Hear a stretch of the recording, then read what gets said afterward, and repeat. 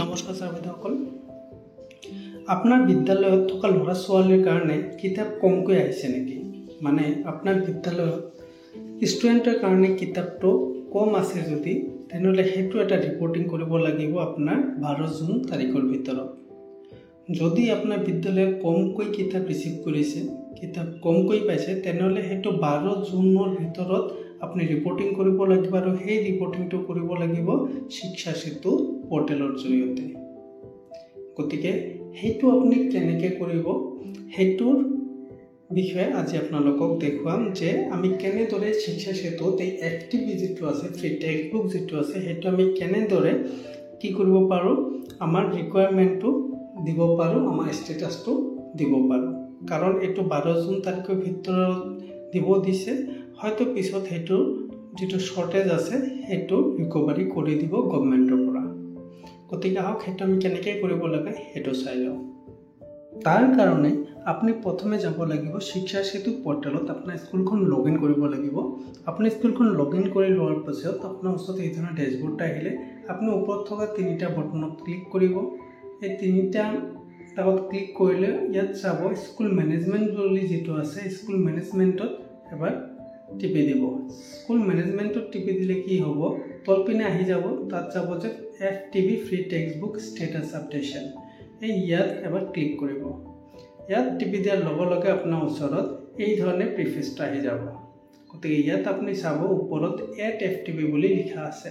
গতিকে এই এড এফটিপিত আপুনি এবাৰ টিপি দিব। টিপি দিয়াৰ পিছত আপোনাৰ ওচৰত এই ধৰণৰ আৰু এখন পেজ আহিব। এড এফটিপি দিয়া আছে মিডিয়াম, আপোনাৰ বিদ্যালয়ৰ যিটো মিডিয়াম সেইটো ইয়াত আল্টিমেট আহি থাকিব, আপুনি সেইটো চিলেক্ট কৰি ল'ব। কোনটো ক্লাছৰ কিতাপ কম আহিছে বা কোনটো ক্লাছৰ আপুনি আপডেটটো দিব খোজে সেইটো আপুনি ইয়াত ক্লিক কৰি সেইটো ইয়াত কি কৰিব, ক্লাছটো চিলেক্ট কৰি ল'ব। যিটো ক্লাছৰ আপুনি দিব বিচাৰে সেইটো ক্লাছ আপুনি ইয়াত চিলেক্ট কৰি ল'লে।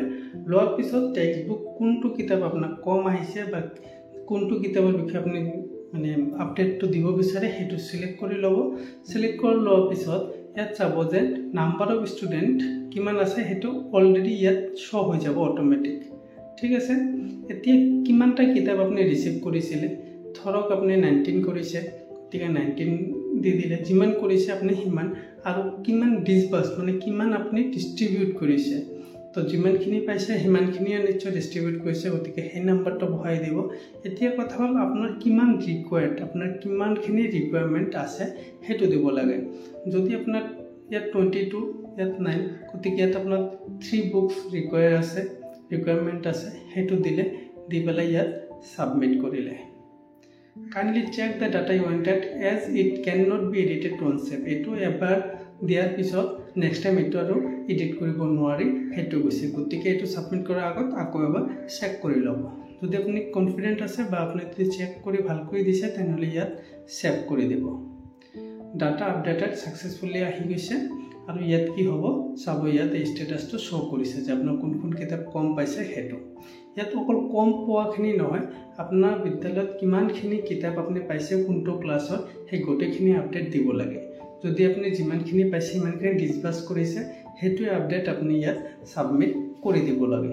গতিকে এইটো কাম আপুনি যদি এটা পাৰ্টিকুলাৰ ক্লাছৰ কোনো এটা কিতাপো মানে আপ টু ডেট নাই, মানে ছাপ'জ মই ইয়াত যিটো ক্লাছ 6 চিলেক্ট কৰিছোঁ সেইটোত 3খন কিতাপ আমাৰ দৰকাৰ আছে।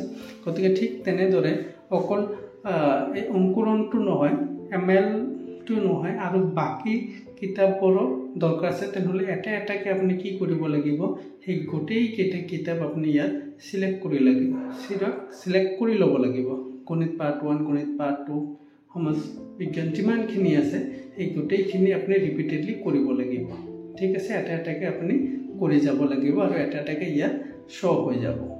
ধৰি লওক অংকুৰণটো কৰিছোঁ, এতিয়া আমি আহিছোঁ বেলেগ এখন কিতাপ লৈ। ছেম ক্লাছটো চিলেক্ট কৰিলোঁ। চিলেক্ট কৰাৰ পিছত কোনটো কিতাপ এতিয়া দৰকাৰ আছে সেইটো চিলেক্ট কৰিলোঁ। এইখন কিতাপো ছাপ'জ 19খন পাইছে, গতিকে মই ইয়াতো 19খন দিলোঁ আৰু ডিছবাৰ্চতো 19খনে দি দিলোঁ, কাৰণ 19খন কিতাপে আমি ডিষ্ট্ৰিবিউট কৰিছোঁ। গতিকে ইয়াতো আমাৰ ৰিকুৱাৰমেণ্ট 3টা আছে, গতিকে 3টা দি পেলাই আমি ইয়াতো ছাবমিট কৰি দিলোঁ আৰু ছেম মেছেজটো আকৌ আহিব, আপুনি ইয়াত আকৌ সেভ কৰিব, ইয়াত আপোনাৰ দুটা ডাটা আপডেট আহি গৈছে। ঠিক তেনেদৰে আপুনি বেলেগ ক্লাছো ল'ব পাৰে আৰু বেলেগ এটা ক্লাছ লৈ সেইটো আপুনি আপডেট কৰি ল'ব পাৰে। ঠিক আছে, ইয়াত কথা হ'ল যে ষ্টেটাছটো আপডেট কৰিব দিছে, অকল ৰিকুৱাৰমেণ্টখিনি নহয় যে আপুনি সাপোজ যিকোনো এটা ক্লাছত দিলে নহ'ব, আপোনাৰ বিদ্যালয়ত থকা প্ৰতিখন ক্লাছৰে এইটো ডাটা আপডেট কৰিব লাগিব। যদি বেছি পাইছে কিতাপ তেনেহ'লে বেছিটো আপডেট কৰিব লাগিব আৰু বেছি থকা কিতাপখিনি আপুনি ৰিটাৰ্ণ কৰিব লাগিব থ্ৰু ব্লক। গতিকে এইটো এটা ছাৰ্ভেৰ নিচিনা কৰি আছে আমাৰ শিক্ষাৰ্থী এপৰ জৰিয়তে যে আপুনি যদি বেছিকৈ কিতাপ পাইছে তেনেহ'লে এক্সেছ কিতাপখিনি আপুনি জমা দিব লাগিব, যদি দিয়া নাই তেনেহ'লে সেইটো এটা ইনকুৱাৰী, আৰু যদি কমকৈ পাইছে তেনেহ'লে সেইটো ৰিকুৱাৰমেণ্টখিনিও জানিব পাৰিছে, গতিকে সেইটো যাতে আপোনাক দিব পাৰে সেইটোৰো এটা প্ৰচেছ। গতিকে যদি আপুনি যিমানখিনি পাইছে এজ পাৰ এনৰলমেণ্ট আপুনি পাইছে আৰু সেইখিনি আপুনি ডিষ্ট্ৰিবিউশ্যন কৰি দিছে তেনেহ'লে সেইখিনি হিচাপে আপুনি ইয়াত দিব লাগে। ধৰক ইয়াত দিয়া আছে 26 ষ্টুডেণ্ট, আপুনি ইয়াত ৰিচিভ কৰিছে 26 আৰু ডিছবাৰ্চ কৰিছে আপুনি 26, তেনেহ'লে এইখিনি ডাটা আপুনি দিব লাগিব। দি পেলাই আপুনি কি কৰিব লাগিব, ইয়াতে ছাবমিট বটনত ক্লিক কৰিব লাগিব। গতিকে আপোনাৰ নিজৰ বিদ্যালয়ৰ ডাটাখিনি আপোনালোকে নিশ্চয় ভালকৈ জানে, সেই হিচাপে আপোনাৰ শিক্ষা সেতুত সেইটো আপডেটটো কৰি দিবলৈ নিৰ্দেশ দিছে আৰু সেইটো দিছে 12 জুনৰ ভিতৰত, মানে এই মাহৰ 12 তাৰিখৰ ভিতৰত সেইটো আপডেট কৰিবলৈ নিৰ্দেশ দিছে। গতিকে আশা কৰিছোঁ আপোনালোকে প্ৰচেছটো ভালকৈ বুজি পাইছে। কিবা অসুবিধা হ'লে কমেণ্টত জনাব, আৰু যদি ঠিক ঠাক পাইছে, যদি উপকৃত হ'ব পাইছে তেনেহ'লে ভিডিঅ'টো লাইক কৰি দিব আৰু শ্বেয়াৰ কৰি দিব নিজৰ কলিগসকলৰ মাজত। ধন্যবাদ।